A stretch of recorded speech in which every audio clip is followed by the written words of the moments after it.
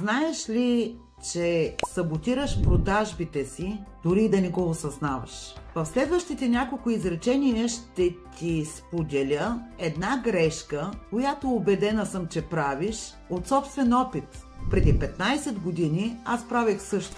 Знаеш ли, кое е това чувство, което хората усещат от километри?